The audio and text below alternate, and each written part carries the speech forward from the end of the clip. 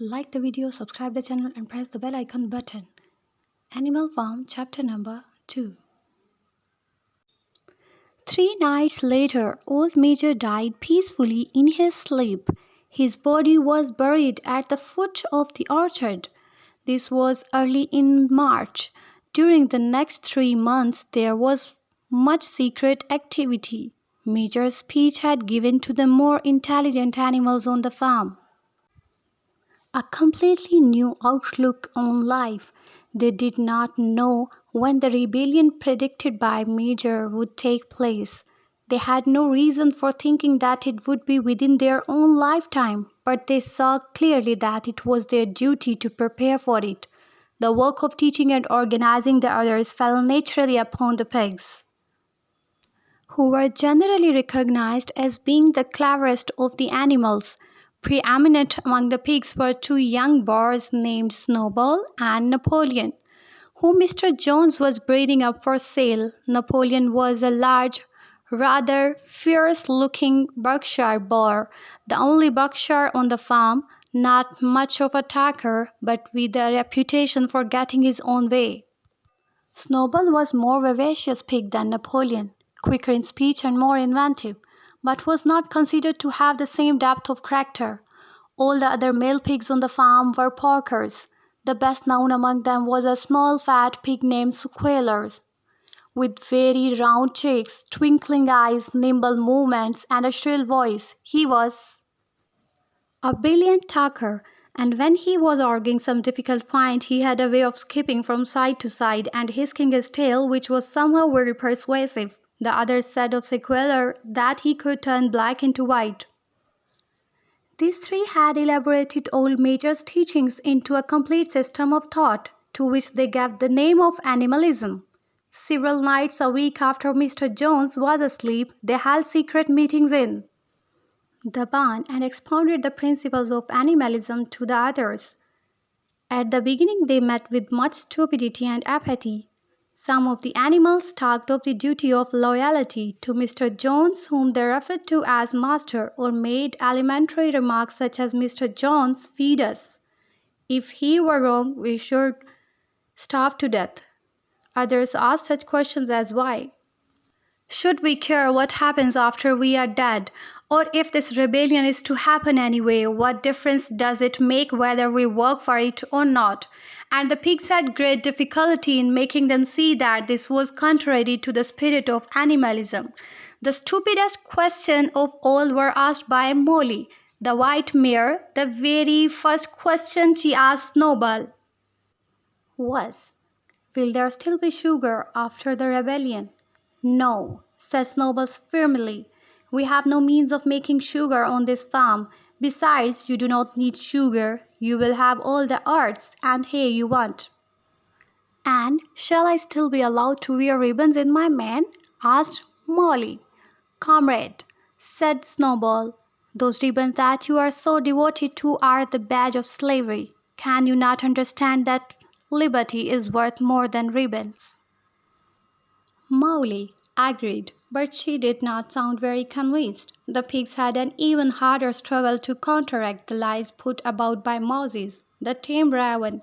Moses, who was Mr. Jones's special pet, was a spy and a tale-bearer. But he was also a clever talker. He claimed to know of the existence of a mysterious country called Sugar Candy Mountain, to which all animals went when they died. It was situated somewhere up in the sky, a little distance beyond the clouds, Moses said. In Sugar Candy Mountain it was Sunday 7 days a week. Clover was in season all the year round, and lump sugar and linseed cake grew on the hedges. The animals hated Moses because he told tales and didn't work, but some of them believed in Sugar Candy Mountain, and the pigs had to argue very hard to persuade them that there was no such place. Their most faithful disciples were the 2 cart horses, Boxer and Clover. These 2 had great difficulty in thinking anything out for themselves, but having once accepted the pigs as their teachers, they absorbed everything that they were told. and passed it on to the other animals by simple arguments. They were unfailing in their attendance at the secret meetings in the barn, and led the singing of Beasts of England with which the meetings always ended. Now, as it turned out, the rebellion was achieved much earlier and more easily than anyone had accepted. In past years, Mr. Jones, although a hard master, had been a capable farmer, but of late he had fallen on evil days. He had become much disheartened after losing money in a lawsuit, and had taken to drinking more than was good for him. For whole days at a time he would lounge in his Windsor chair in the kitchen, reading the newspapers, drinking, and occasionally feeding Moses on crusts of bread soaked in beer. His men were idle and dishonest. The fields were full of weeds, the buildings wanted roofing, the hedges were neglected, and the animals were underfed. June came, and the hay was almost ready for cutting. On the midsummer's evening, which was a Saturday, Mr. Jones went into Willingdon and got so drunk at the Red Lion that he did not come back till midday on Sunday. The men had milked the cows in the early morning and then had gone out rabbiting, without bothering to feed the animals. When Mr. Jones got back, he immediately went to sleep on the drawing room sofa with the news of the world over his face, so that when evening came the animals were still unfed. At last they could stand it no longer. One of the cows broke in the door of the store shed with her horn, and all the animals began to help themselves from the bins. It was just then that Mr. Jones woke up. The next moment he and his 4 men were in the store shed with whips in their hands, lashing out in all directions. This was more than the hungry animals could bear. With one accord, though nothing of the kind had been planned beforehand, they flung themselves upon their tormentors. Jones and his men suddenly found themselves being butted and kicked from all sides. The situation was quite out of their control. They had never seen animals behave like this before, and this sudden uprising of creatures whom they were used to thrashing and maltreating just as they chose frightened them almost out of their wits. After only a moment or two, they gave up trying to defend themselves and took to their heels. A minute later, all 5 of them were in full flight down the cart track that led to the main road, with the animals pursuing them in triumph. Mrs. Jones looked out of the bedroom window, saw that was happening, hurriedly flung a few possessions into a carpet bag, and slipped out of the farm by another way. Moses sprang off his perch and flapped after her, croaking loudly. Meanwhile, the animals had chased Jones and his men out onto the road and slammed the 5-barred gate behind them. And so, almost before they knew what was happening, the rebellion had been successfully carried through. Jones was expelled and the manor farm was theirs. For the first few minutes, the animals could hardly believe in their good fortune. Their first act was to gallop in a body right round the boundaries of the farm, as though to make quite sure that no human being was hiding anywhere upon it. Then they raced back to the farm buildings to wipe out the last traces of the Jones hated reign. The harness room at the end of the stables was broken open. The bits, the nose rings, the dog chains, the cruel knives with which Mr. Jones had been used to castrate the pigs and lambs, were all flung down the well. The reins, the halters, the blinkers, the degrading nosebags were thrown onto rubbish fire which was burning in the yard. So were the whips. All the animals capered with joy when they saw the whips going up in flames. Snowball also threw onto the fire the ribbons with which the horses' manes and tails had usually been decorated on market days. Ribbons, he said, should be considered as clothes, which are the mark of a human being. All animals should go naked. When Boxer heard this, he fetched the small straw hat which he wore in summer to keep the flies out of his ears, and flung it on to the fire with the rest.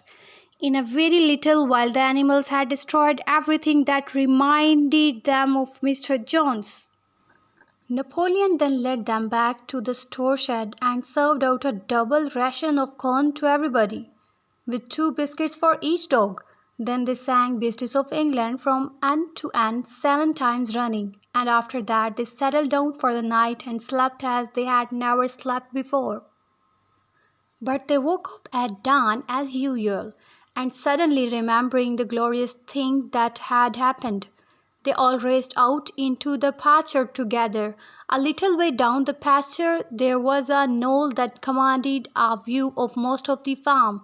The animals rushed to the top of it and gazed round them in the clear morning light. Yes, it was theirs.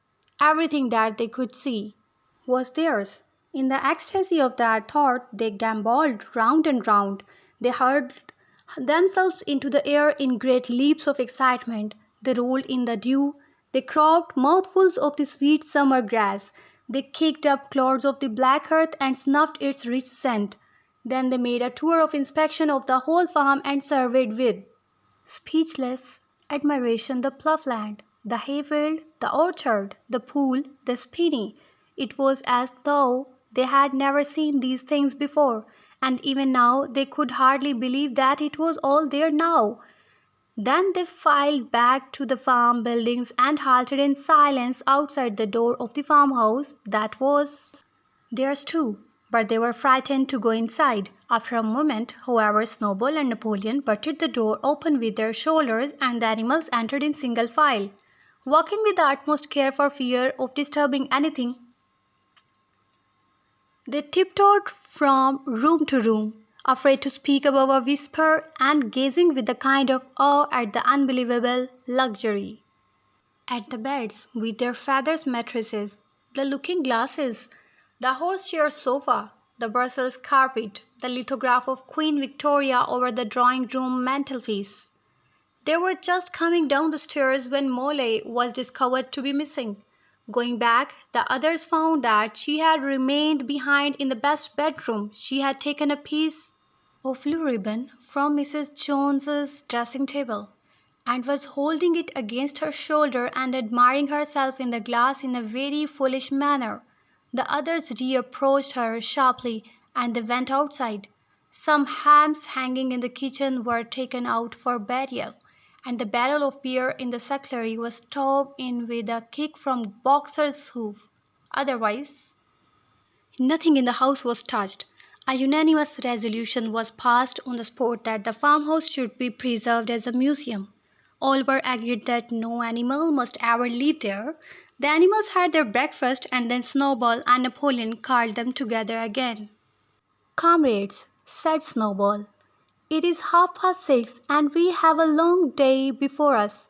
Today we begin the hay harvest, but there is another matter that must be attended to first." The pigs now revealed that during the past 3 months they had taught themselves to read and write from an old spelling book which had belonged to Mr. Jones's children, and which had been thrown on the rubbish heap. Napoleon sent for posters of black and white paint and led the way down to the 5-barred gate that gave onto the main road. Then Snowball, for it was Snowball who was best at writing, took a brush between the two knuckles of his trotter, painted out Manor Farm from the top bar of the gate, and in its place painted Animals Farm. This was to be the name of the farm from now onwards. After this they went back to the farm buildings, where Snowball and Napoleon sent for a ladder which they caused to be set against the end wall of the big barn. They explained that by their studies of the past 3 months the pigs had succeeded in reducing the principles of animalism to 7 commandments. These 7 commandments would now be inscribed on the wall. They would form an unalterable law by which all the animals on Animal Farm must live for ever after. With some difficulty, for it is not easy for a pig to balance himself on a ladder, Snowball climbed up and set to work with singular few ranks below him holding the paint pot. The commandments were written on the turret wall in great white letters that could be read 30 yards away. They ran thus: The 7 commandments. Whatever goes upon 2 legs is an enemy. Whatever goes upon 4 legs or has wings is a friend. No animal shall wear clothes. No animal shall sleep in a bed. No animal shall drink alcohol. No animal shall kill any other animal. All animals are equal. It was very neatly written, and except that friend was written friend, and one of the S's was the wrong way round. The spelling was correct all the way through. Snowball read it loud for the benefit of the others. All the animals nodded in complete agreement, and the cleverer ones at once began to learn the commandments by heart.